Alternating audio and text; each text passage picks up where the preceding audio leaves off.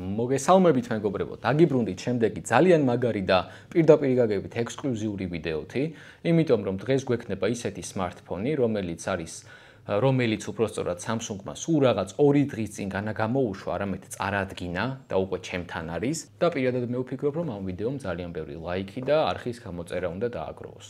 იმიტომ რომ შემდეგშიც მაქსიმალურად ვეცადო, რომ ხელში ძალიან სწრაფად ჩავიგდო ისეთი მოდელები, როგორიც არის თუნდაც აი ეს ჯიგარი Samsung Z Fold 7.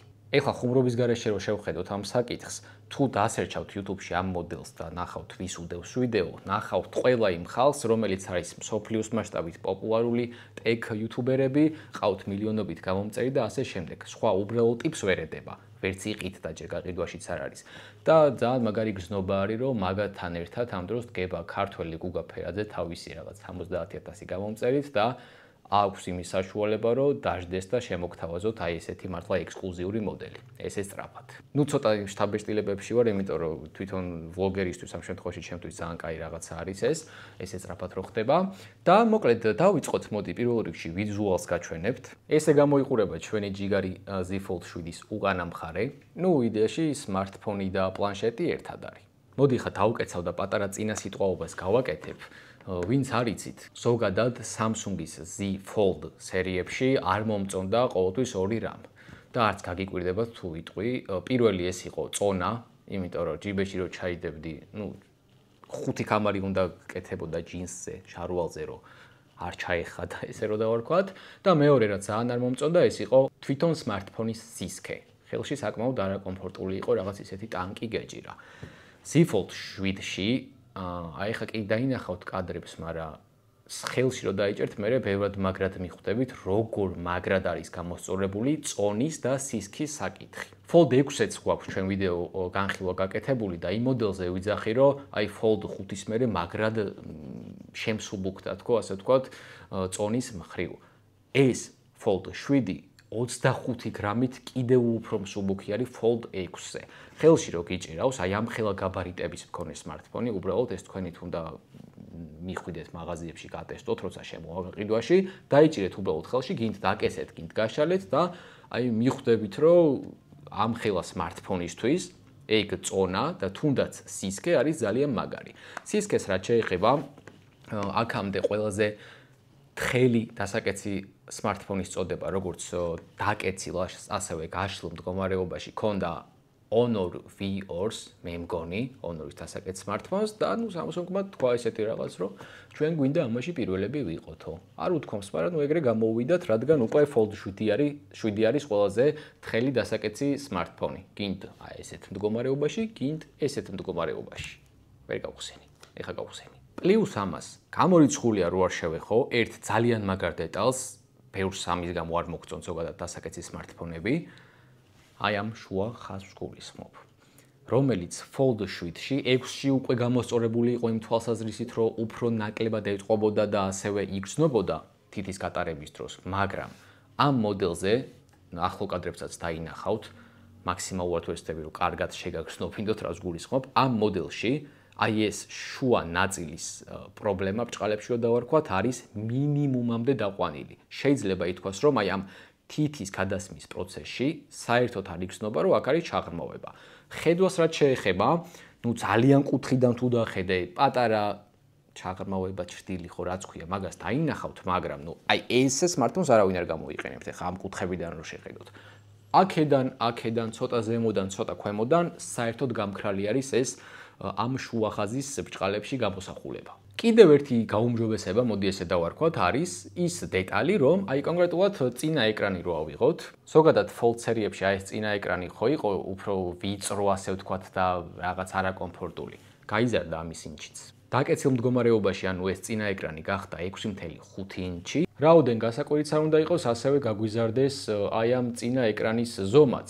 ეხლა შეადგენს 8 ინჩს. მოდი გაუმჯობესებებს მივყვეთ, რა დაგვიმატეს ახალი და უკეთესი, ასე ვთქვათ. რა თქმა უნდა, ეს პლუსები შეეხო წარმადობის ნაწილსაც და გასაკვირი არ იქნება, რომ Samsung-ის ფლაგმან smartphone-ში წელს მით უმეტეს მოთავსებული იქნება Snapdragon 8 Elite. Multitasking-ი გინდა თუ gaming-ი გინდა თუ რა გინდა, ეხლა მით უმეტეს აი ამ ხელა ეკრანზე ალბათ ძალიან კომფორტული იქნება.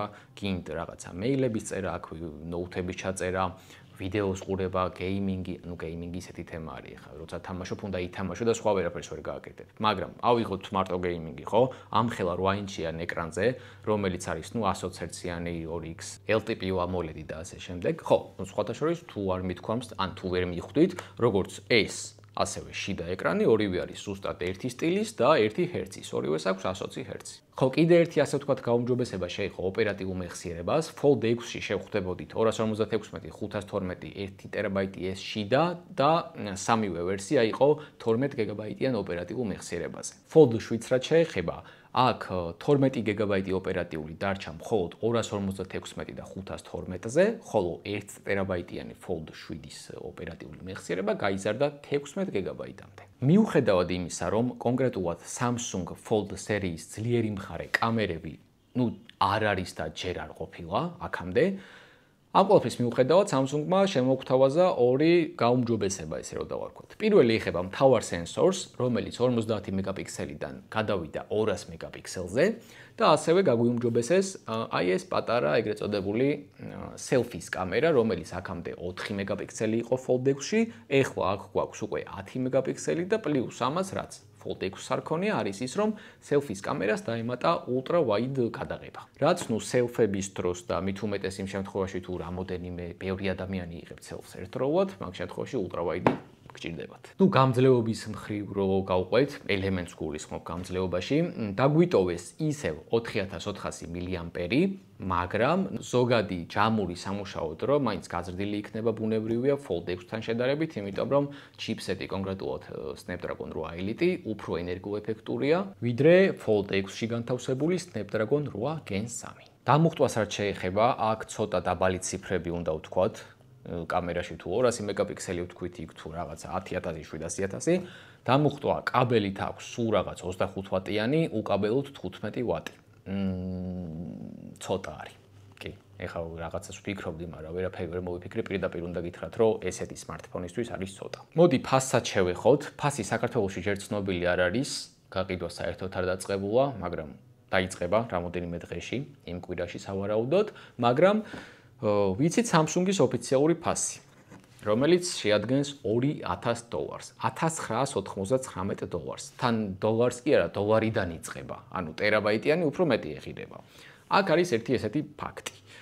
Fold 6 იწყებოდა $1900-დან, ანუ ეს გაგვიძვირეს $100. ზოგადად ესეთი რაღაც ხდება ხოლმე იმ შემთხვევაში, აი iPhone-ის მაგალითი მოვიყვანოთ ძალიან მარტივად, ხო? Pro Max-ი გაგვიძვირეს $100, მაგრამ ამას აქვს ის გამართლება, რომ თუ ადრე Pro Max-ები იწყებოდა 128 GB-დან, ეხლა იწყება 256-დან. ანუ თუ 256-ის 16-იანის ყიდვა გინდოდა, მაინც უნდა გადაგიხადა $1200. 128-იანი ამოიღეს. რაც შეეხება Samsung-ს, მსგავსი არაფერი არ გაუკეთებია, რასაც გავამართლებდით ასე ვთქვათ იმით, რომ აი $100 მოუმატეს, ამიტომ უნდა მოემატებინათ, ეგეთი არაფერი არ გაუკეთებიათ. კი, სტანდარტულად ეხა ეგ ნებისმიერ smartphone-ში ნებისმიერ წელს ხდება ეგეთი ჩიპსეტის, კამერების და რაღაც პატარა დეტალების გაუმჯობესება, მაგრამ ფასი არ ემატება არც ერთ smartphone-ს, მხოლოდ ამის გამო. ხო, ჩემთვის ცოტა ამოუცნობი იყო ეს გადაწყვეტილება Samsung-ის მხრიდან. რისთვის გაძვირდა $100-ით?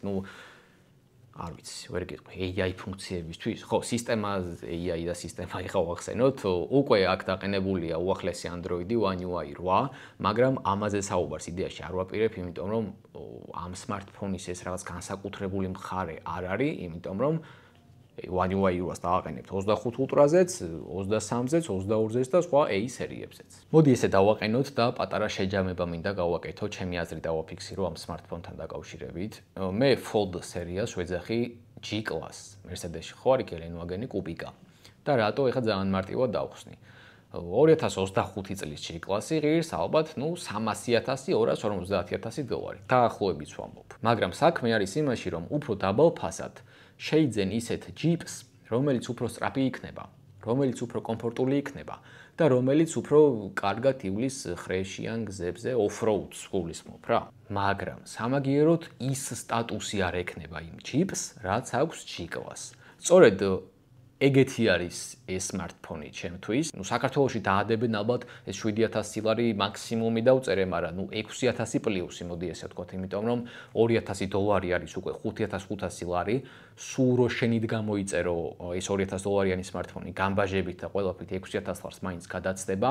ამიტომ ჩემი აზრით საქართველოში დაახლოებით 7000 ლარს წაუკაკუნებს კონკრეტულად ამის ფასი. ძალიან მომეწონა ის დეტალები, იმ დეტალების გამოსწორება, რაც ზოგადად fold-ებში არ მომწონდა კატასტროფულად, ეს იყო სიმძიმე და სისქე. ძალიან კარგი smartphone-ი არის, მოდი პირდაპირ გეტყვით, რა ძღის ის უნდა ღირდეს და ზოგადად ეს მექანიზმი არის ძალიან ძვირად ღირებული თვითონ დასაკეთ smartphone-ებში. Huawei სამჯერ კეცვად smartphones თუ ავიღებთ, ღირს საერთოდ 10000 ლარი. 9000-დან 10000 ლარამდე.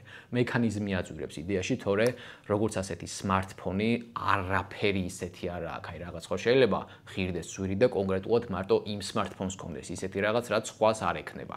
არა, რა თქმა უნდა, ეხლა მაგის საშუალება არც არის ბუნებრივია დღეს, უბრალოდ არის ის პრემიუმ ხარისხის სეგმენტისთვის, ასე ვთქვათ, გათვლილი, კონკრეტულად ესეთი smartphone-ები მექანიზმი აძვირებს, ეხლა ამხელა ეკრანი გინდა, ესეთი კაი ეკრანი გინდა, ტიტანიუმი გინდა, ყველაფერი გინდა და ბევრის გადახდა არ გინდა, ეგეთი რაღაც არ გამოვა. დაახლოებით ეგეთი რაღაც არის ამ smartphone-ის შემთხვევაში. Samsung-მა ასევე წარადგინა Z Flip 7 და ასევე პირველად წარმოგვიდგინა Z Flip 7 F-ი, რომელიც შედარებით ბიუჯეტური ვერსია არის. ამ მოდელებზე დღეს არ ვისაუბრე, შეგვიძლია სხვა ვიდეოში გავაკეთოთ ამაზე განხილვა, არანაირი პრობლემა არ მაქვს და ჩათვალეთ, რომ რეალურად ყველაფერი თქვენს აქტიურობაზე არის დამოკიდებული. კომენტარებით მოაყარეთ თქვენი დამოკიდებულება, ძალიან საინტერესო იქნება ჩემთვის ამ smartphone-ის მიმართ.